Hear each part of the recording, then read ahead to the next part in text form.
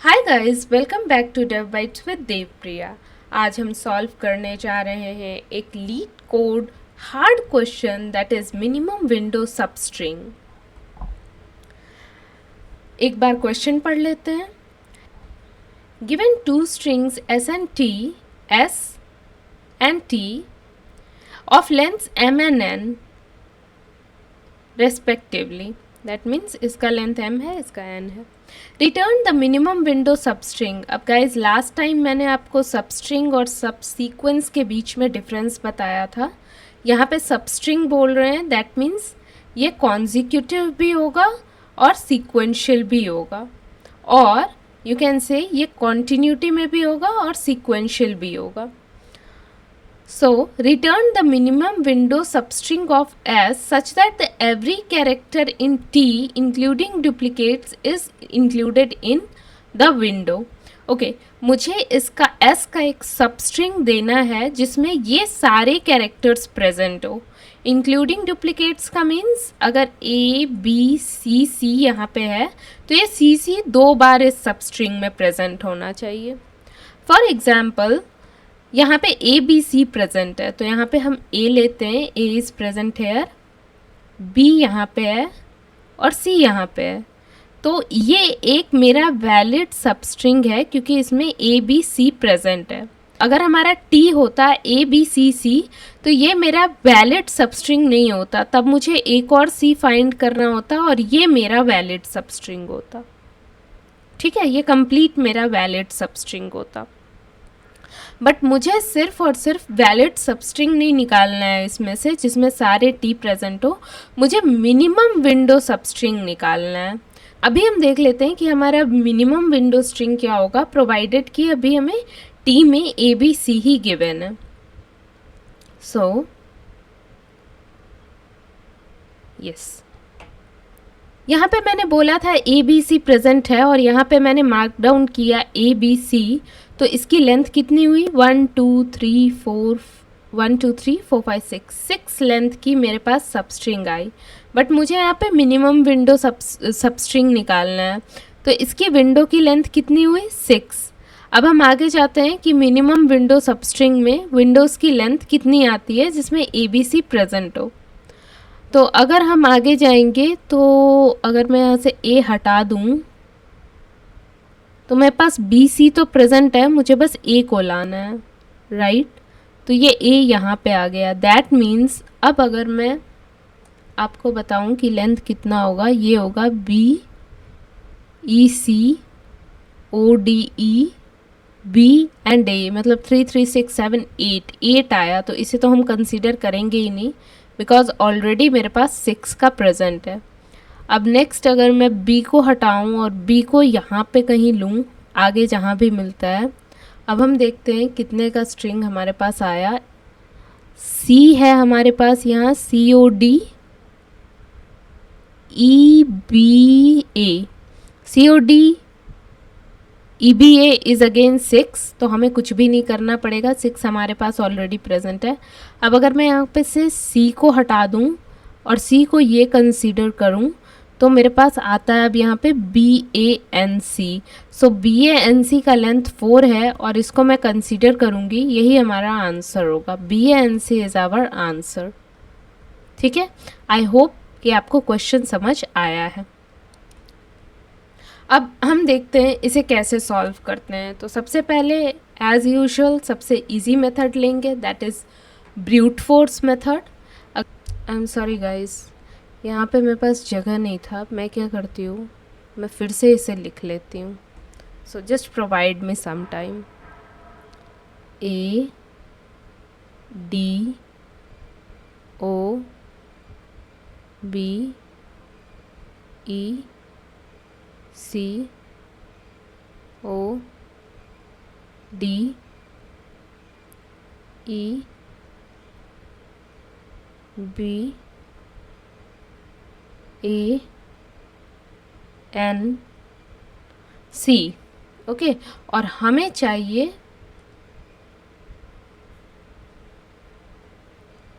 A B C, ये हमें required है और ये हमें चाहिए। ठीक है, इससे हमें एक सबस्ट्रिंग चाहिए। तो अगेन हम सबसे पहले ब्रूट फोर्स से शुरू करेंगे, जहाँ पे एक आउटर लूप चलेगा और जहाँ पे एक इनर लूप चलेगा। ठीक है, तो सबसे पहले मैं ए से स्टार्ट करती हूँ और मैं आपको बताती हूँ कि इसका आंसर कैसे आ सकता है ब्रूट फोर्स से। सो स्टार्टिंग फ्रॉम ए, मैं यहाँ पे लिखती हूँ ए और मैं यहाँ पे बताती हूँ कि यहाँ पे कैसे आंसर आएगा। सबसे पहले ए हमें चाहिए और ए प्रेजेंट है, तो मैंने ए लिख दिया।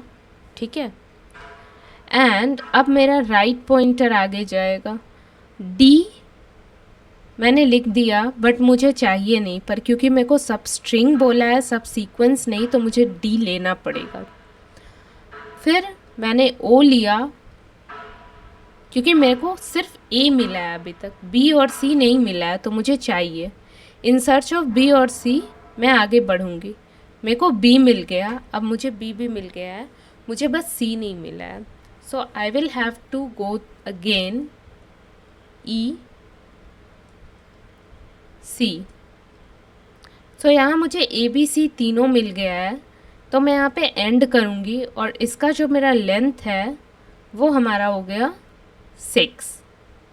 Okay, once this has been done, मैं यहाँ पे 6 कहूँगी, लेंथ 6 हो गया और ये मेरा आ गया है स्ट्रिंग। स्ट्रिंग मुझे मिल गया, लेंथ 6 हो गया। अब मैं क्या करूँगी, एक बार मुझे ए बी सी मिल गया तो मैं यहाँ से लेफ़्ट को आगे लेके जाऊँगी और अपने राइट पॉइंटर्स के लिए फिर से शुरू करूँगी।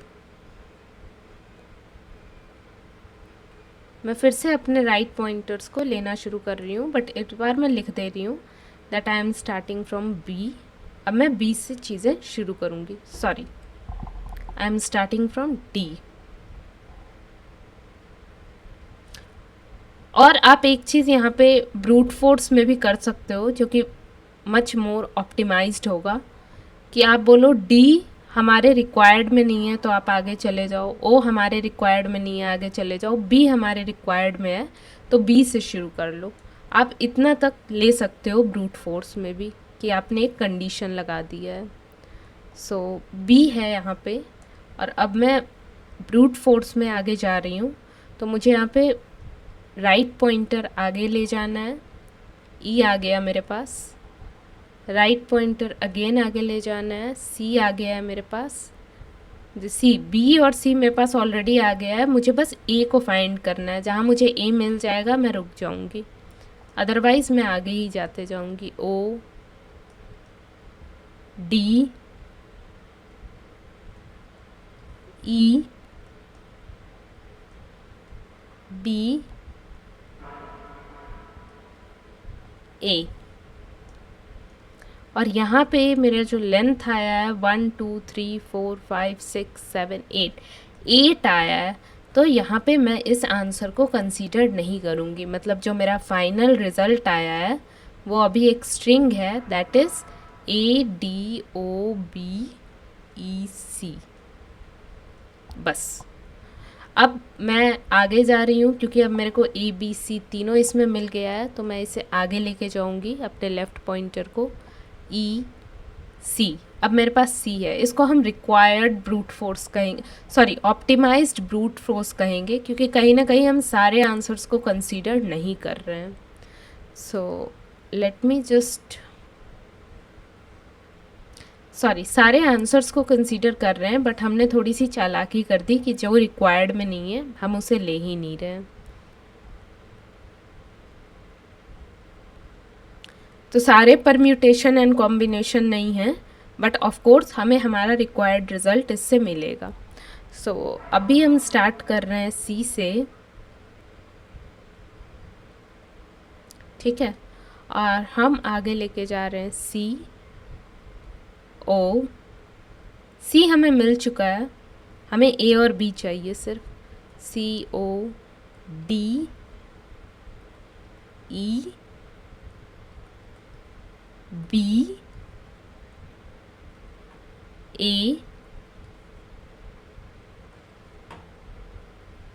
ए मुझे मिल गया, बी भी मिल गया, and now I should stop.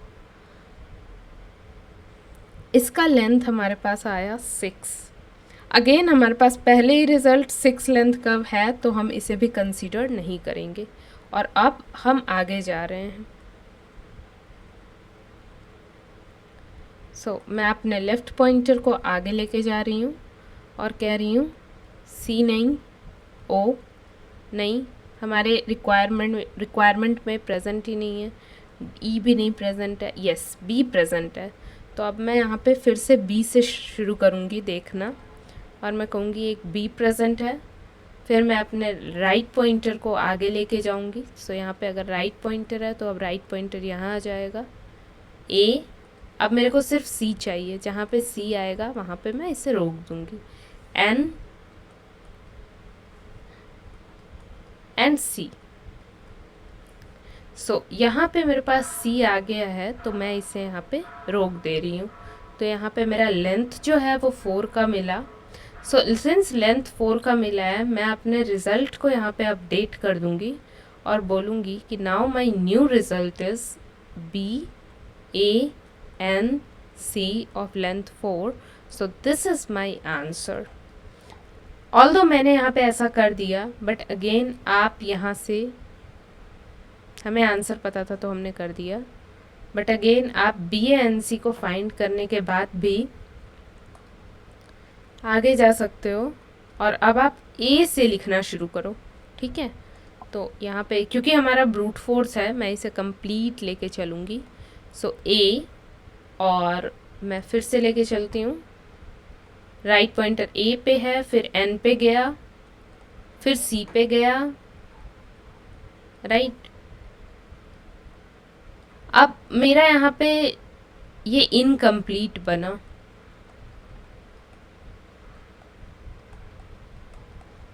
तो हम इसे कंसीडर ही नहीं करेंगे क्योंकि इसमें बी नहीं है। अब हम फिर से अपना जो राइट पॉइंटर है वो आगे लेके जाते हैं, सॉरी लेफ़्ट पॉइंटर आगे लेके जाते हैं, और लेफ़्ट पॉइंटर आगे लेके जाने में मुझे मिलेगा एन, जिसको हम कंसीडर नहीं करेंगे, और सी, जिसको हम कंसीडर करेंगे। इसको हम आगे लेके जाएंगे तो मुझे सी मिलेगा, जो कि इनकम्प्लीट है अपने आप में, तो हम इसे कंसीडर नहीं करेंगे। फाइनली ये हमें पता था, तो मैंने यहाँ पे आंसर बोल दिया।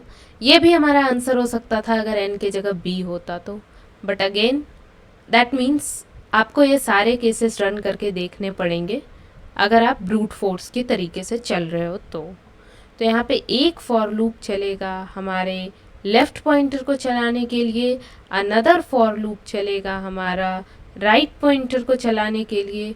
तो इसकी टोटल जो आएगी हमारी टाइम कॉम्प्लेक्सिटी वो होगी order of n into M.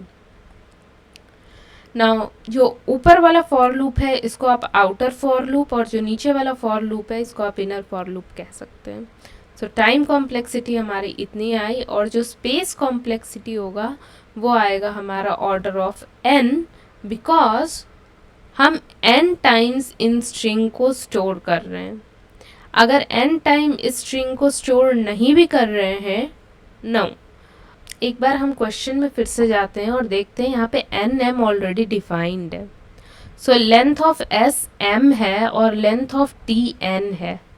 तो अगर हम यहाँ पे आएँ और देखें कि हम कैसे कैलकुलेट कर रहे हैं, तो सबसे पहला लेंथ ऑफ जो फॉर लूप है ये लेंथ ऑफ m तक चल रहा है, और जो r है ये भी लेंथ ऑफ m तक ही चल रहा है। अगर इसे कुछ नहीं मिला तो वो लेंथ ऑफ m तक जाएगा। यहाँ पे थोड़ा सा मिस्टेक हो गया है, मैं नॉर्मल कन्वेंशंस लेके चल रही थी। तो यहाँ पे हमारा time complexity order of m square आएगा। जो टाइम कॉम्प्लेक्सिटी होगा वो ऑर्डर ऑफ m स्क्वायर आएगा। और जो स्पेस कॉम्प्लेक्सिटी होगा, अब हम स्पेस कॉम्प्लेक्सिटी को बेटर समझ सकते हैं। जो हमारा स्पेस कॉम्प्लेक्सिटी होगा ये भी हमारा ऑर्डर ऑफ m होगा।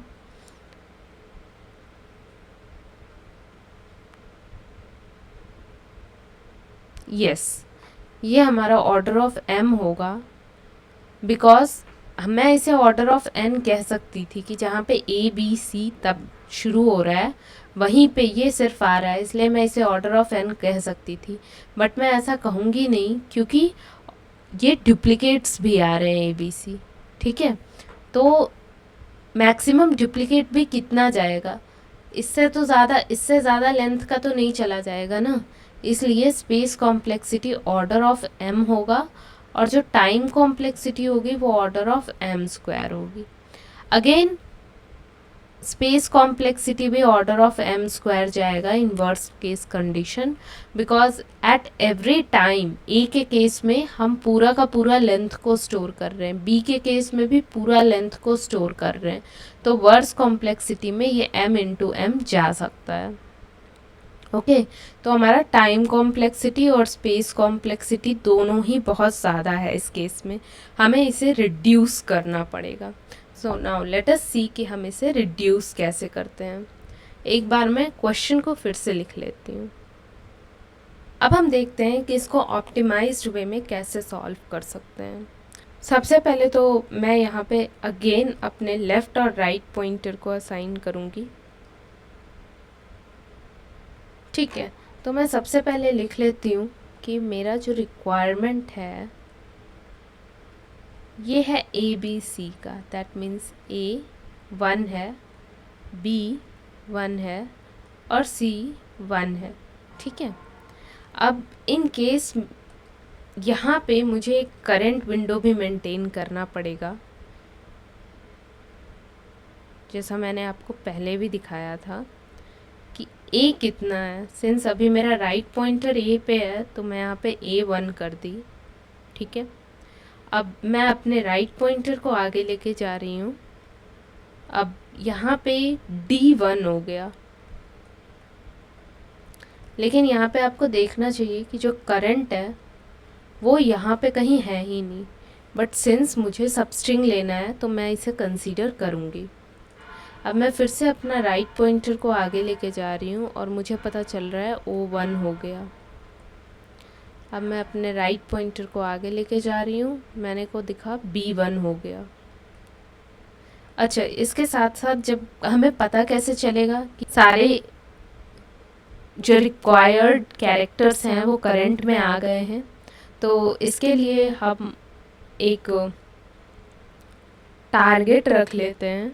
फॉर एग्ज़ाम्पल यहाँ पे मैं रख लेती हूँ कि यहाँ पे टारगेट जो है हमारा वो 3 का है, ठीक है। इसका लेंथ 3 है और जो अभी हमारा मैच्ड है वो 2 है, क्योंकि A और B मैच किए हैं, अभी थर्ड मैच नहीं किया है हमारा, राइट। तो अब मैं इसको B को आगे बढ़ाऊंगी, E आया है हमारे पास, तो अब मैं E को लिख लेती हूँ जो कि 1 है, लेकिन इसका हमारे रिक्वायरमेंट से कोई लेना देना नहीं है। अब मैं आगे जाती हूँ, यहाँ मैं C लिख लेती हूँ जो कि 1 है। अब यहाँ पे C1 आते ही एक चीज़ आप नोटिस करोगे कि मेरा मैच 3 हो जाएगा। दैट मीन्स जितना मुझे चाहिए था वो सब कुछ मुझे अब मिल गया है, तो मैं इसे एक सबस्ट्रिंग बना सकती हूँ। सिंस मैं इसे एक सबस्ट्रिंग बना सकती हूँ तो मैं यहाँ पे लिख लूँगी A D O B E C। It can be stored in present result. तो इसको मैं 0 1 2 3 4 5 6 7 8 9 10 11 12 मार्क कर देती हूँ। आई होप कि आपको दिख रहा हो, ठीक है। अभी मेरे पास एक रिज़ल्ट आ गया है और मैंने उसको यहाँ पे लिख लिया है, ठीक है। अब मैं ये जो है मेरा मैच 3 हो गया है और मेरा टारगेट भी 3 है, तो अब मैं क्या करूँगी, अब धीरे धीरे मैं ऑब्सोलेट करना शुरू करूँगी। अब यहाँ से मैं C को नहीं हटा सकती हूँ, वाई, क्योंकि अगर C को हटा देंगे तो ये बिल्कुल, अभी हमने C को जस्ट ऐड किया है स्ट्रिंग को पूरा करने के लिए, तो जब हम अपने टारगेट पे रीच कर गए हैं तो हम देखते हैं क्या हम बैकवर्ड से कुछ हटा सकते हैं। दैट मीन्स अगर मैं A को हटा दूँ तो क्या मेरा सेम कंडीशन रहेगा, और मुझे पता चलता है जैसे ही मैं ए को हटाती हूँ, दैट मीन्स अगर मैंने ए को डिक्रीज़ करके 0 कर दिया तो मेरा जो मैच्ड है वो 3 से 2 पे चला जाएगा। मेरे को ए चाहिए था 1, बी चाहिए था 1 और सी चाहिए था 1, लेकिन मेरे को मिला क्या, ए 0, बी 1, सी 1। तो मैंने मैच का काउंट डिक्रीज़ कर दिया। अब क्योंकि मैच का काउंट डिक्रीज़ कर दिया है, अब मेरे को राइट पॉइंटर को तब तक बढ़ाना पड़ेगा जब तक मुझे ए ना मिल जाए। सो मैं इसको आगे लेके जाती हूँ सी को, और मुझे ओ मिला।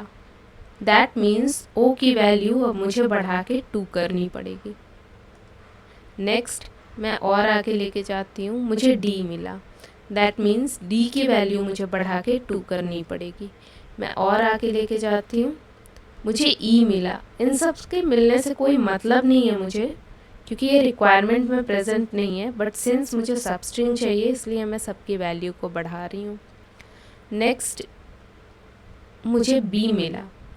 अब बी भी मेरे पास ऑलरेडी प्रेजेंट है। मेरे को बी एक ऐसा चीज़ नहीं है जो मेरे रिक्वायरमेंट को सेटिस्फाई करता है। रिक्वायरमेंट मेरा सेटिस्फाई तभी होगा जब मुझे मिल जाएगा ए। अब मुझे ए मिल गया है, तो यहाँ पे मेरा ए 1 है, बी 1 है, मतलब 1 से ज़्यादा है, सी भी 1 है। सी बी 1 से ज़्यादा है बट इट इज़ हार्मलेस, 2 बी मैं रख सकती हूँ, ये भी एक सबस्ट्रिंग होगा। तो मेरे को यहाँ पे जाके एक और स्ट्रिंग मिला, ठीक है, starting from D. That means मेरे को अब जो स्ट्रिंग मिल रहा है वो है D O B E C O D E B ए, ठीक है। पर इसका लेंथ काफ़ी बड़ा है, तो मैं अब देखूँगी क्या मैं इसे लेंथ को यहाँ से हटा के घटा सकती हूँ। मैं इस लेंथ को कम कर दी, दैट मीन्स डी को हटाई, तो मुझे लगा कि अभी भी ये स्ट्रिंग वैलिड है, ठीक है। अब मैं आगे फिर लेके गई, बी को कम करी और मैंने देखा मेरा स्ट्रिंग अभी भी वैलिड है और अभी भी मेरी रिक्वायरमेंट भी वैलिड है, 1 है और मुझे 1 ही चाहिए। अब मैं इसे आगे लेके गई ई पे, ठीक है। अच्छा एक चीज़ और, जैसे ही ये ए पे गया था वैसे ही ये वाली वैल्यू जो थी मैच जो थी वो 3 हो जाती, क्योंकि बी सी हमारे पास ऑलरेडी था, बस ए चाहिए था। जैसे ही ये ए पे गया था वैसे ही हमारी मैच वैल्यू 3 हो जाती। अब हम इसे बस बैक साइड से घटाने की कोशिश कर रहे हैं। तो अब मैंने बी कम कर दिया था, मैंने यहाँ पे आ गई थी, ई कम करके देख रही हूँ मैं। सो ई को भी मैंने कम कर दिया है। अब मैं सी पे आ गई हूँ। अब मैं सी को जैसे ही कम करती हूँ तो मेरे पास सी की वैल्यू 0 आ जाती है। सी को हटाती हूँ अगर मैं, तो मेरे पास सी की वैल्यू 0 आ जाती है। दैट मीन्स मैं सी को हटा नहीं सकती, या अगर हटाऊँगी तो मुझे मैच्ड वैल्यू कम करनी पड़ेगी। बट अगेन सी को हटाने से पहले मेरा ये जो रिज़ल्ट है इसकी लेंथ 6 है, तो मैं एक ऑलरेडी 6 लेंथ का मुझे मिल चुका है। जो नेक्स्ट लेंथ आया वो भी मेरे 6 का ही आया, तो मैं इसे ज़्यादा कंसीडर नहीं करूँगी, क्योंकि मुझे कुछ ऐसा चाहिए जिसका लेंथ इससे कम हो। अब मैं सी को रिमूव करती हूँ, दैट मीन्स सी को मैंने हटाया और लेफ़्ट को आगे बढ़ा दिया, तो सी 0 हो गया, मेरा मैच्ड भी 2 हो गया। अब मेरे पास ए 1 है, बी 1 है, बट सी 0 है, ठीक है। जैसे ही मेरा मैच 2 है और टारगेटेड वैल्यू 3 है और टारगेटेड लेंथ 3 है, अब मैं क्या करूँगी, अब मैं राइट को बढ़ाना शुरू करूँगी। इस बार मुझे क्या चाहिए, इस बार मुझे सी चाहिए, तो मैं राइट को जैसे ही आगे बढ़ाऊँगी मेरे को n मिला। दैट मीन्स मेरे को नया वैल्यू ऐड करना पड़ेगा n1। फिर से मैं राइट को बढ़ाऊँगी तो अब मुझे यहाँ पे c मिल गया, तो मैं c के वैल्यू को यहाँ पे 1 कर दूँगी, ठीक है। अब यहाँ पे मेरे को सारे वैल्यूज़ मिल गए, मैच 3 हो गया। अब मैच टारगेट के इक्वल है, तो मैं इस वैल्यू को लिख लूँगी अपने पास। दैट मीन्स सी हमने हटाया था यहाँ से, रिमेंबर्ड। तो यहाँ पे अब मेरे पास जो नया स्ट्रिंग आया है वो है ओ डी ई बी ए, ठीक है, ओ D E B A N सी। इसकी कितनी है 1 2 3 4 5 6 7 लेंथ है अभी इसकी। हम देखते हैं अब लेफ़्ट साइड से कम श्रिंक करते हैं तो कितना होता है। सो ओ हटाया मैंने, ओ को मैंने 1 कर दिया, ओ यहाँ ले आई, ये श्रिंक हो सकता है। नेक्स्ट डी हटाया मैंने, डी को मैं यहाँ ले आई 1 से 0 पे, ये श्रिंक हो सकता है। फिर ई हटाया मैंने, ई को 1 से 0 पे ले आई, ये श्रिंक हो सकता है। फिर बी हटाया मैंने, बी को मैं ई से 1 से 0 पे ले आई, मीन्स हम बी को नहीं हटा सकते हैं। सिंस हम बी को नहीं हटा सकते हैं, बी को हटाते ही ये हमारा स्ट्रिंग हो जाएगा अगर बी को नहीं हटा सकते हैं तो। दैट मीन्स 4 हमारा लेंथ है जो कि 6 से कम है, तो हम इसे कंसीडर करेंगे। तो यहाँ पे जो मेरा लेंथ मैच्ड हो जाएगा वो 2 हो जाएगा। अब मैच्ड क्योंकि कम है तो हम आर को आगे बढ़ाना चाहेंगे, पर और हमारी लेंथ बची ही नहीं है। सो इन दैट केस जो मेरी टाइम कॉम्प्लेक्सिटी होगी वो ऑर्डर ऑफ n होगी। सी टाइम कॉम्प्लेक्सिटी एक बार चलेगी यहाँ पे टारगेटेड वैल्यू को काउंट करने के लिए, ए बी सी को काउंट करने के लिए, तो ऑर्डर ऑफ टाइम कॉम्प्लेक्सिटी यहाँ पे n होगी। और यहाँ पे जब चलेगी करंट पे तो ये इसका लेंथ m बताया था क्वेश्चन में, तो ये जो होगा ये ऑर्डर ऑफ m हो जाएगा। सिंस ये फॉर लूप और ये फॉर लूप इंडिपेंडेंटली चलेगा, that means nested for loop ये नहीं है, इसके लिए अलग फॉर लूप चलेगा, इसके लिए अलग फॉर लूप चलेगा, तो इसलिए साइन प्लस का लगा है। अगर नेस्टेड फॉर लूप होता तो यहाँ पे साइन मल्टीप्लिकेशन का लगता। सो time complexity order of n plus m आया है, और जो स्पेस कॉम्प्लेक्सिटी है वो हमारी आई है ऑर्डर ऑफ n, बिकॉज ये मैक्सिमम n लेंथ तक ही जा सकता है। अब हम देखते हैं क्या हम स्पेस कॉम्प्लेक्सिटी को और कम कर सकते हैं। तो ऑफ कोर्स हम कम कर सकते हैं, क्योंकि हमें पूरा स्ट्रिंग स्टोर करने की ज़रूरत नहीं है, हम बस ये वाले पॉइंट्स को भी सेव कर सकते हैं। फॉर एग्जांपल अगर मैं यहाँ पे ए डी ओ बी ई सी को स्टोर करने के जगह 0 और 5 को स्टोर करती, तो भी जब मैं 0, सपोज ये लेफ़्ट है ये राइट है, तो जब मैं लिखती लेफ़्ट एस ऑफ लेफ़्ट और राइट प्लस 1, तो भी मुझे ये सेम रिज़ल्ट देगा। ठीक है, तो मैं इसको यहाँ पे मैं अगर कंसीडर करूँ ये वाली चीज़ को स्टोर करने के लिए, तो मेरी जो स्पेस कॉम्प्लेक्सिटी है और डिक्रीज़ होके 1 हो जाएगी, क्योंकि हम उसके बाद स्पेस को स्पेस कॉम्प्लेक्सिटी 1 नहीं होगी, बिकॉज तभी भी हम करंट को मेंटेन कर रहे हैं, राइट। हम करंट को भी मेंटेन कर रहे हैं, हम रिक्वायर्ड को भी मेंटेन कर रहे हैं। सो यहाँ स्पेस कॉम्प्लेक्सिटी जो होगी वो order of n plus m होगी। अगर हम इस वाले पार्ट को स्टोर ना करके सिर्फ इसके इंडेक्सिंग को स्टोर करें, क्योंकि फाइनली हमें ये पूरा ये चीज़ रिटर्न करना है, तो चाहे तो कहीं से हमें स्टोर करना पड़ेगा या इसके इंडेक्सिंग को स्टोर करना पड़ेगा। अगर ये सब सीक्वेंस होता तो हमें सीक्वेंस स्टोर करना ज़रूरी होता, बट क्योंकि ये सब स्ट्रिंग है इसलिए मुझे पता है कि ये सीक्वेंस हमेशा कॉन्जिक्यूटिव ही होगा, इसलिए मैं इंडेक्स वैल्यू को कंसीडर करूँगी रैदर देन मैं इसको अलग स्टोर करूँगी। मेरे बोलने का मतलब है अगर मेरा यहाँ पे सब सीक्वेंस होता तो मैं 0,5 नहीं लिख सकती थी, क्योंकि स्ट्रिंग क्या करेगा, सॉरी कॉमा नहीं कॉलन, क्योंकि स्ट्रिंग क्या करेगा ये पूरा 0 से 5 तक प्रिंट कर देगा कॉन्टिन्यूसली। लेकिन अगर मेरा सब सीक्वेंस होता तो उसमें तो बीच बीच से कोई भी नंबर उठा लेते, और स्ट्रिंग ये काम नहीं कर सकता है। स्लाइसिंग ऑफ स्ट्रिंग हमेशा कॉन्टिन्यूस होती है, तो स्ट्रिंग में हम सिर्फ इंडेक्स स्टोर करके काम चला सकते हैं, बट सीक्वेंस में नहीं चला सकते हैं। तो इस केस में हमारा स्पेस टाइम कॉम्प्लेक्सिटी दोनों बहुत ज़्यादा रिड्यूस हो गया है, तो यही हमारा आंसर है। और हम इस क्वेश्चन को इस ऑप्टिमाइज्ड तरीके से ही सॉल्व करने जा रहे हैं। तो सबसे पहले यहाँ पे मैं एक यही रिटर्न करना चाहूँगी, एम्प्टी स्ट्रिंग, बिकॉज़ यहाँ पे एक्सप्लिसिटली दिया हुआ है कि यहाँ पे अगर कोई भी सबस्ट्रिंग प्रेजेंट नहीं है तो आप रिटर्न कर दो खाली एम्प्टी स्ट्रिंग। तो सबसे पहले late me just define that कि अगर टी ही एम्प्टी हो, अगर टी एम्प्टी है, सो इफ नॉट टी, ठीक है, चाहे तो टी ना हो या फिर जो टी का साइज है वो एस से छोटा हो।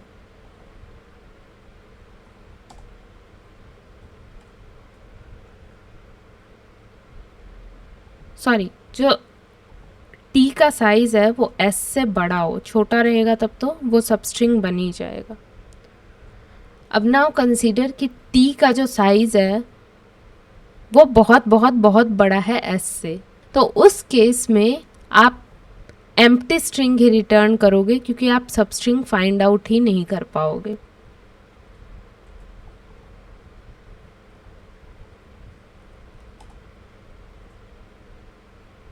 आई होप गाइज आपको ये समझ आया हो। अब सपोज़ यहीं पे आपके पास टीम में गिवन हो ए बी सी सी सी सी सी सी सी सी सी सी सी सी सी सी सी सी सी और टी में लेटर्स बहुत ज़्यादा हो, मतलब बहुत सारा कैरेक्टर्स हो टी में, और एस में उससे कम कैरेक्टर्स हो, तो आप कभी भी एस में टी को फाइंड आउट नहीं कर पाओगे क्योंकि टी एस के लेंथ से बहुत ज़्यादा एक्सीड कर चुका है। ठीक है, सो ये हमारा एज केस था जो हमें हैंडल करना था। अब थ्रू आउट द कोड हम दो चीज़ मेंटेन कर रहे हैं। एक तो हम सबसे पहले हम रिक्वायर्ड पे काम कर लेते हैं क्योंकि ये हमारा एक कंडीशन है जो हमें चाहिए ही चाहिए। तो सबसे पहले रिक्वायर्ड हमारा एम्प्टी होगा, और रिक्वायर्ड के साथ हमने टारगेट और लिख रखा था। तो टारगेट होता है हमारा लेंथ ऑफ टी, और जो हमारा रिक्वायर्ड है that means frequency of T, तो वो हमें मिलेगा फॉर लूप चला के। ओके, मैं यहाँ पे डिफ़ॉल्ट डिक्ट यूज़ करूँगी।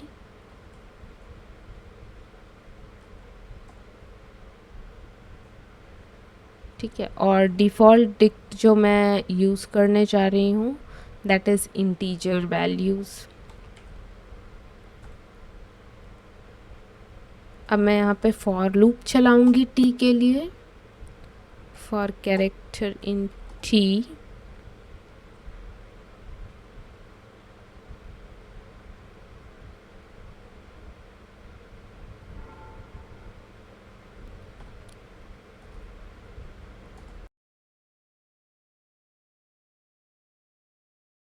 एक बार हम यहाँ पे टी को प्रिंट करके देख लेते हैं।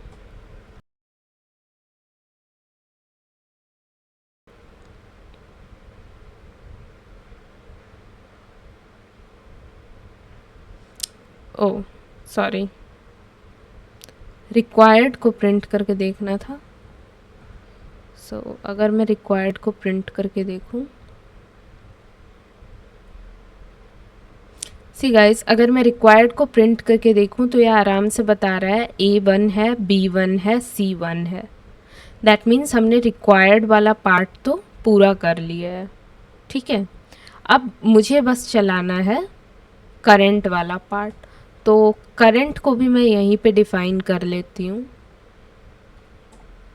और करंट भी हमारा डिफ़ॉल्ट डिक्टेंट ही होगा। जो टारगेट है और करंट के साथ हमारा आता है मैच्ड वैल्यू। सो मैच्ड हमारा हमेशा ज़ीरो होगा क्योंकि हम स्टार्ट ज़ीरो से ही कर रहे हैं हमारे मैच को।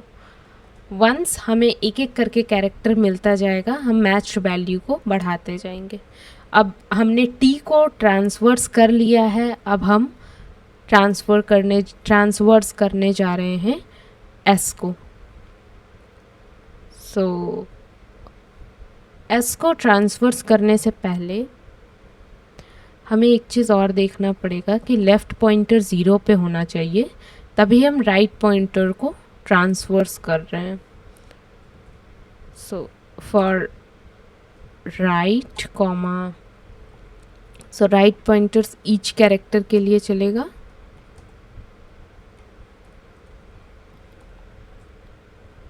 Enumerate S. सो यहाँ से मेरे पास सारे के सारे कैरेक्टर्स के वैल्यू मिल जाएंगे। और अगर मैं यहाँ पे करंट को, अगर मैं करंट के कैरेक्टर्स को प्लस इज इक्वल टू 1 करूँ तो मेरे को यहाँ पे सारे वैल्यूज़ मिलने चाहिए करंट में। Let me just see once. अभी मैं सारे वैल्यूज़ प्रिंट कर रही हूँ। सो यस, ए का काउंट 2, डी का काउंट 2, हमें ये मिल रहा है। अब हम एक एक करके अपने कंडीशंस को यहाँ पे चेक करेंगे। सबसे पहला कंडीशन जो हम चेक करने वाले हैं वो ये करने वाले हैं कि अगर कैरेक्टर इन रिक्वायर्ड, क्योंकि अगर कैरेक्टर रिक्वायर्ड में होगा ही नहीं तो हम मैच क्या करेंगे। तो सबसे पहले हम ये चेक करेंगे कि कैरेक्टर रिक्वायर्ड में है या नहीं। वंस कैरेक्टर हमारा रिक्वायर्ड में है, हम चेक करेंगे जो अभी कैरेक्टर है, दैट मीन्स कैरेक्टर का जो काउंट है वो रिक्वायर काउंट के इक्वल है या नहीं। अगर ये रिक्वायर्ड काउंट के इक्वल हो गया है, दैट मीन्स कि मेरा जो कैरेक्टर है वो अब मैच कर गया है। तो मैं क्या करूँगी, मैं यहाँ पे मैं matched plus is equal to 1 कर दूँगी। ठीक है, अब वंस हमारा कैरेक्टर मैच हो गया है तो मैच प्लस 1 हमने कर दिया। प्लस वन करते करते एक टाइम ऐसा आएगा जब हमारा मैच टारगेट को रीच कर जाएगा। ठीक है, अगर हमारा मैच टारगेट को रीच कर गया तो हम, अगर आपको याद हो, अगर हमारा मैच टारगेट पे रीच कर गया तो हम लेफ़्ट को पॉप आउट कर रहे थे। कब तक कर रहे थे?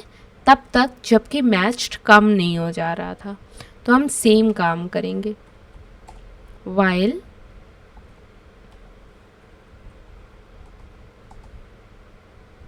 टारगेट,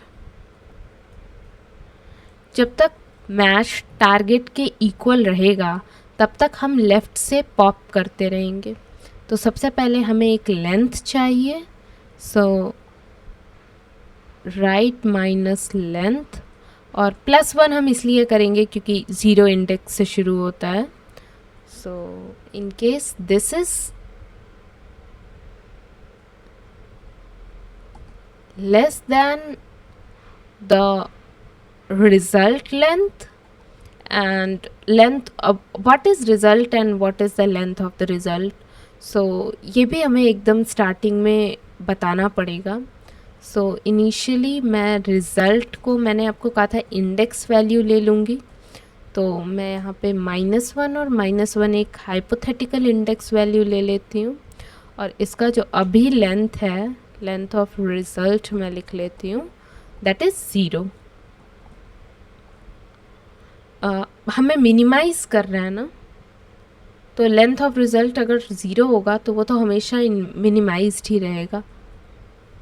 इन दैट केस मेरे को जब ये भी कॉन्सेप्ट बहुत इम्पॉर्टेंट है, जब आपको हमेशा कोई भी चीज़ मिनिमाइज़ करनी होती है तो हम उसकी वैल्यू मैक्सिमम लेते हैं। So infinite is the maximum value that I can take, इसलिए यहाँ पे मैंने इनफाइनाइट वैल्यू लिखी है। अदरवाइज़ जब हमें किसी चीज़ को मैक्सिमाइज़ करना होता है तो हमेशा 0 लेते हैं, और जब ही हमें किसी चीज़ को मिनिमाइज़ करना होता है तो हम उसे मैक्सिमम से डिनोट करते हैं। तो यहाँ पे मैंने मैक्सिमम वैल्यू इनफाइनाइट लिया है। आप इस मैक्सिमम वैल्यू को इसके इक्वल भी ले सकते हैं, क्योंकि इससे ज़्यादा कहीं पे भी वैल्यू नहीं आएगा हमारा। ठीक है, क्योंकि m और n दोनों का लेंथ 10⁵ से ज़्यादा नहीं जा सकता है, तो हमारा जो मैक्सिमम रिज़ल्ट का लेंथ होगा वो 10⁵ से ज़्यादा नहीं होगा। मैं आपको एक्चुअली लेके दिखाती हूँ, 1 2 3 4 5, ओके। सो मैक्सिमम लेंथ मैंने ये ले लिया है इनफाइनाइट की जगह, अदरवाइज़ इनफाइनाइट भी सेम वर्क करेगा, आप जाके देख सकते हैं। तो सबसे पहले मैंने क्या किया है कि मैंने चेक किया है कि अगर ये लेंथ ऑफ रिज़ल्ट से कम है, दैट मीन्स अभी जहाँ मैं हूँ अगर वो लेंथ ऑफ रिज़ल्ट से कम है तो हमें यही चाहिए, हमें मिनिमाइज़ ही तो करना है लेंथ ऑफ रिज़ल्ट। तो मैं सबसे पहले रिज़ल्ट को अपडेट कर दूँगी, और रिज़ल्ट को अपडेट करने में मैं लेफ़्ट पॉइंटर को यहाँ रखूँगी और राइट को यहाँ, दैट्स इट। और जो लेंथ ऑफ रिज़ल्ट आएगा हमारा वो होगा again same, right minus length plus one हर जगह इसलिए हो रहा है क्योंकि इंडेक्स 0 से स्टार्ट होता है। अब हमारे पास रिज़ल्ट आ गया है, दैट मीन्स लेफ़्ट और राइट पॉइंटर्स हमारे पास आ गए हैं, और लेंथ ऑफ रिज़ल्ट आ गया है। दैट मीन्स इस एग्जाम्पल के केस में ये 6 1 2 3 4 5 6 अभी लेंथ 6 हो गया है, ठीक है। अब 6 होने के बाद हमने इसे स्टोर भी कर लिया, हमने इसके वैल्यूज 0 और 6 को रिज़ल्ट में स्टोर किया और इसके लेंथ 6 को लेंथ ऑफ रिज़ल्ट में स्टोर कर लिया। अब हमें क्या करना है, हमें चेक करना है कि लेफ़्ट से पॉप आउट करने पे हमें क्या मिलता है। तो सबसे पहले मैं लेफ़्ट कैर निकालूंगी, और लेफ़्ट कैर हमारा होगा एस ऑफ एल, ठीक है। लेफ़्ट साइड से हमने एक निकाला। अब मैं चेक करूंगी कि सबसे पहले अगर मैंने इसे हटा दिया है, दैट मीन्स ए अब हट चुका है। जब ए हट चुका है तो मैं करंट में से लेफ़्ट कैर को, करंट में से जो लेफ़्ट कैरेक्टर है इसको -1 कर दूंगी, ठीक है। अब हमारे पास जो लेफ़्ट कैरेक्टर है उसको हमने -1 कर दिया है। सिंस हमने लेफ़्ट कैरेक्टर को -1 कर दिया है, हमारा जो डी है वो बन जाएगा सेकेंड नेक्स्ट कैरेक्टर। तो अब हम डी को भी चेक करेंगे। अब यहाँ पे दो चीज़ हुआ है। सबसे पहले तो हमने जो लेफ़्ट कैरेक्टर है उसको -1 कर दिया है। अब लेफ़्ट कैरेक्टर के -1 करने से हमें ये भी चेक करना है कि क्या रिक्वायर्ड पे कोई फ़र्क पड़ा। यहाँ पे अगर हम ए को हटा देंगे तो रिक्वायर्ड पे भी फ़र्क पड़ेगा, और जैसे ही रिक्वायर्ड पे फ़र्क पड़ेगा हमारा यहाँ पे मैच केस 3 आउट ऑफ 2 हो जाएगा। दैट मीन्स सॉरी, यहाँ हमारा मैच केस 2 आउट ऑफ 3 हो जाएगा। दैट मीन्स 3 हमें मैच कराना था, बट क्योंकि अब लेफ़्ट से हमने ए हटा दिया अब 2 ही मैच कर रहा है, तो वो वाला केस भी हमें अभी बनाना पड़ेगा। तो मैं लिख रही हूँ इफ लेफ़्ट कैरेक्टर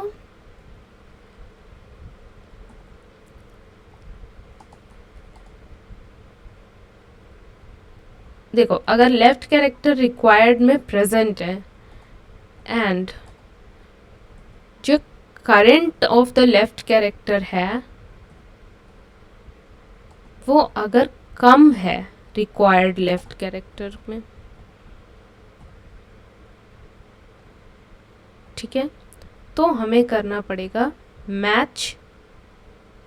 एक सेकेंड, मैं थोड़ा सा जगह बना लूँ। यस, इन केस अगर मैं ये चीज़ फेस कर रही हूँ, ठीक है, तो मुझे यहाँ पे करना पड़ेगा matched minus is equal to 1।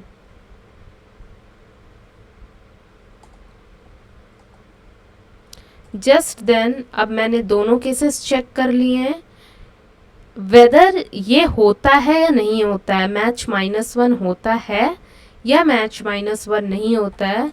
मैं लेफ़्ट को तो आगे करूँगी क्योंकि अब मैंने ए हटा लिया है, तो अब मेरा लेफ़्ट पॉइंटर डी पे है। अगर ये ए यहाँ पे प्रेजेंट है तो मैच कम हो जाएगा और फिर से हमारा राइट पॉइंटर चलेगा टारगेट को मैच करने के लिए। बट इन केस अगर मेरा ए को हटाने से रिक्वायरमेंट पे कोई फ़र्क नहीं पड़ रहा है तो फिर हमारा डी हटेगा, ओ हटेगा, तो इसलिए l+1 तो होगा ही, लेंथ +1 तो होगा ही।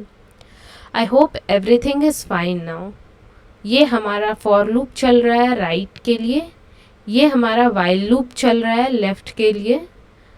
और वंस हमारा राइट जो है वो एंड पे पहुंच जाएगा तो आई थिंक कि oh something happened, yes, so I think कि हमें आंसर मिल जाना चाहिए यहाँ पे फॉर लूप के बाद।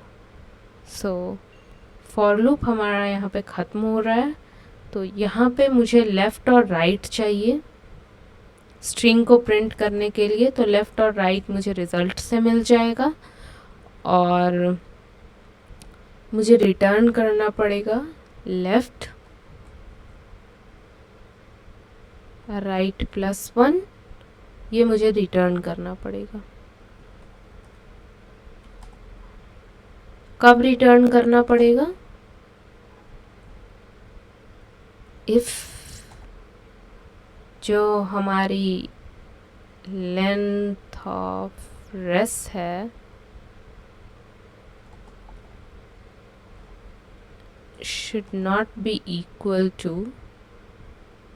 10,000। अगर ये 10,000 नहीं है तभी मुझे लेंथ, क्योंकि ये मैक्सिमम लिमिट है, तो अगर मैं मैक्सिमम लिमिट को ओके ये हो सकता है तो मैं इसको यहाँ पे एक और कर देती हूँ, क्योंकि अपर केस हम कुछ भी ले सकते हैं। ठीक है, अगर मेरे पास ये है तो मेरे पास ये लेंथ ऑफ एस रिटर्न करो, दैट मीन्स स्ट्रिंग रिटर्न करो। अदरवाइज एल्स का केस हमें सी, ये वाला केस कब आएगा? ये वाला केस तब आएगा जब ये रिक्वायरमेंट मेरा कभी मैच ही नहीं करेगा। यहाँ पे फॉर एग्जांपल मेरा s यहाँ पे गिवन है और t में हमारा xyz होता, तो xyz कभी भी स्ट्रिंग में नहीं मिलता। इन दैट केस जो हमारा लेंथ ऑफ रेस होता वो इतना ही रह जाता।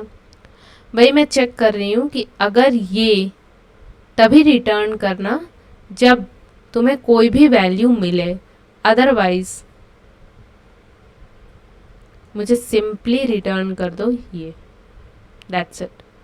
मैं इसे हटा देती हूँ जो मैंने डीबगिंग के लिए लगाया था, and let me just run the code.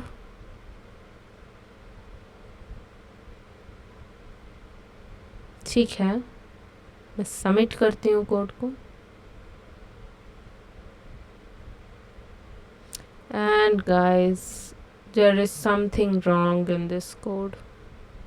So guys let me just tell you कि यहाँ पे क्या गड़बड़ हुई है। मैंने टारगेट मैच्ड वैल्यू को तो एज इट इज़ रखा, बट टारगेट वैल्यू को लेंथ ऑफ टी ले लिया। दैट इज़ द मिस्टेक, क्योंकि एक चीज़ आप खुद सोचो, लेंथ ऑफ टी जो है वो इस केस में 3 है जो मैंने अभी आपको एग्जाम्पल दिखाया था। बट सपोज अगर T is equal to ABC है, ठीक है, तो इस केस में तो लेंथ जो टी होगा वो लेंथ ऑफ रिक्वायर्ड के इक्वल होगा। बट इन केस हमारा अगर टी ABCC हुआ या ABCA हुआ, तो इस केस में जो रिक्वायर्ड है वो चेंज हो जाएगा। रिक्वायर्ड हमारा हो जाएगा A1 B1 C2, okay sorry A2 B1 C1, ये हो जाएगा। तो रिक्वायर्ड का लेंथ तो 3 ही रहेगा, बट मैंने एक्चुअल में लेंथ यहाँ पे T लिख दिया। So this is a mistake and I am just going to change it here. So ये भी मैं साथ में रहने देती हूँ सो दैट हमें याद रहे कोड।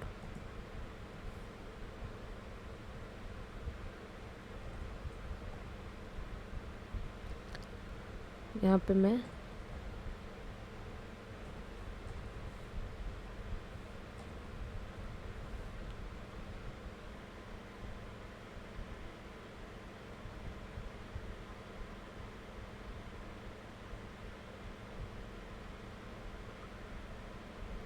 ठीक है गाइस, ये सबमिट हो गया है और इस कोड को हम और भी क्लीन बना सकते हैं।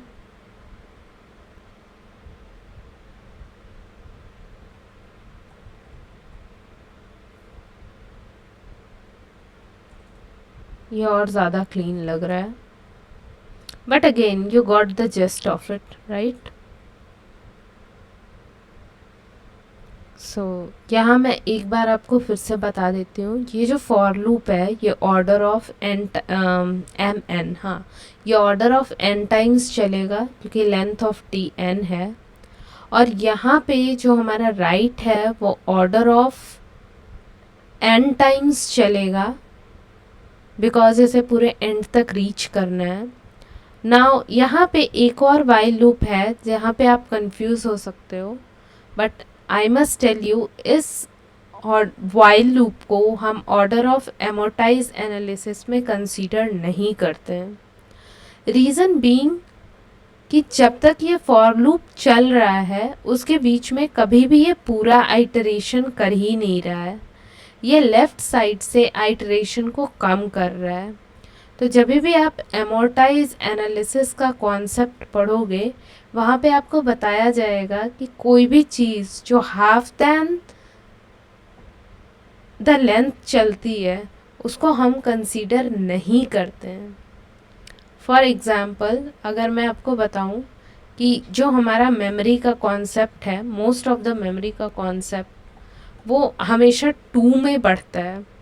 फॉर एग्ज़ाम्पल एरे में हमारा फिक्स्ड लेंथ होता है, तो एरे में जब हम इंक्रीज़ करते हैं लेंथ को तो कभी भी ऐसा नहीं करते हैं कि हमारा लेंथ अब 1 है तो पहले 1 का है, नाउ अब लेंथ 3 हो गया है तो उसको 3 लेंथ का करें। नो, ये हमेशा 1 से 2 पे जाता है, 2 से 4 पे जाता है, सीधा डबल होता है। अब नाउ अगर आपको 3 चाहिए लेंथ तो आप यहाँ पे 3 लेंथ को यूज़ कर सकते हो, एक लेंथ एज इट इज़ खाली रहेगा। रीज़न बीइंग कि बार बार अगर हम इंसर्शन का काम करेंगे तो एरे का जो पूरा एक तरह से कह सकते हैं use that array is faster, वो बार बार इंसर्शन ऑपरेशन हिंडर करेगा।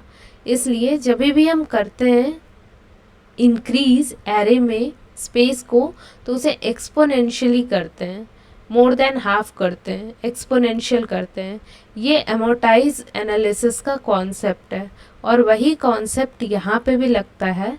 दैट्स वाई जो वाइल लूप है वो यहाँ पे हम एमोर्टाइज एनालिसिस में इसे ऑब्सोलीट कर देते हैं कंसीडर करने की जगह।